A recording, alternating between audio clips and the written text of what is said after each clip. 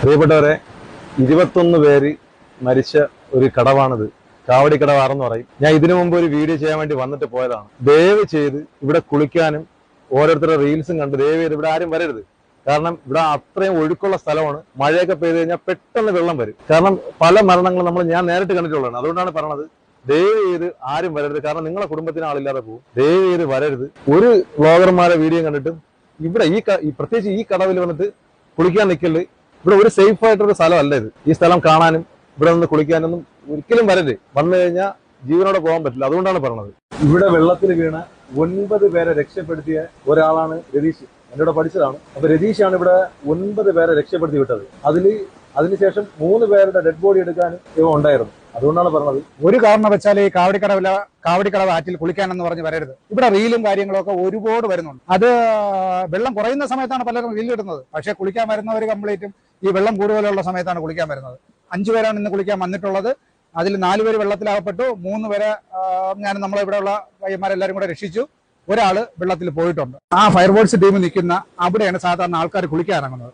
ആ കുളിക്കാൻ ഇറങ്ങുന്ന സമയത്ത് ഈ ഒഴുക്കിലോട്ട് വെള്ളം വലിക്കുകയാണ് ചെയ്യുന്നത്. ഈ മുന്നോട്ട് വെള്ളം വലിക്കുകയാണ് ചെയ്യുന്നത്.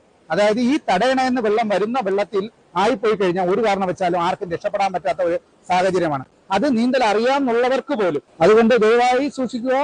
ഈ വെള്ളത്തിൽ കുറച്ചല്ലേ വെള്ളമുള്ളൂ, നമുക്ക് സൈഡിൽ നിന്ന് കുളിക്കാം എന്ന് പറഞ്ഞു പോലും ഈ വെള്ളത്തിൽ ഇറങ്ങാതിരിക്കുക. ഇവിടെ കാവടിക്കടവിൽ ഇറങ്ങാതിരിക്കുക.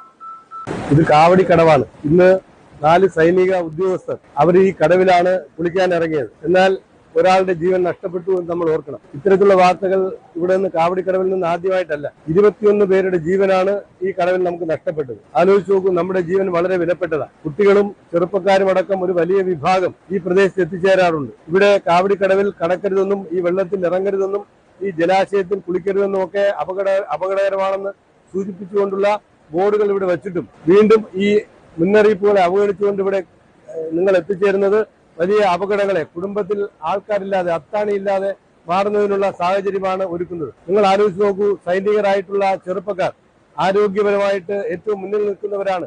സൈനിക പരിശീലനത്തിലൂടെ കായിക പരിശീലനം എന്നും നടത്തുന്ന പ്രിയപ്പെട്ടവരുടെ ജീവൻ പിടിച്ചു നിർത്തുന്നതിന് പോലും അവർ കഴിഞ്ഞില്ല എങ്കിൽ നമ്മുടെ കാര്യം നമ്മളൊന്ന് പ്രത്യേകം ആലോചിക്കണം. അതുകൊണ്ട് ദയവായി നിങ്ങളോട് വീണ്ടും ആവർത്തിച്ച് പറയുകയാണ്, കാവടിക്കടവിൽ എത്തിച്ചേരുന്ന വിനോദത്തിന് വേണ്ടി എത്തിച്ചേരുന്ന പ്രിയപ്പെട്ടവർ ഇത് പ്രകൃതി ഭംഗി ആസ്വദിക്കുന്നത് ഈ മെതിൽപ്പരപ്പിൽ നിന്ന് വേണ്ടി മാത്രമാകണം. ഈ ജലാശയത്തിലേക്ക്, ഈ ആറ്റിലേക്ക് ഒന്ന് കാലെടുത്ത് വയ്ക്കുന്നതിന് പോലും ആരും തയ്യാറാകരുത്.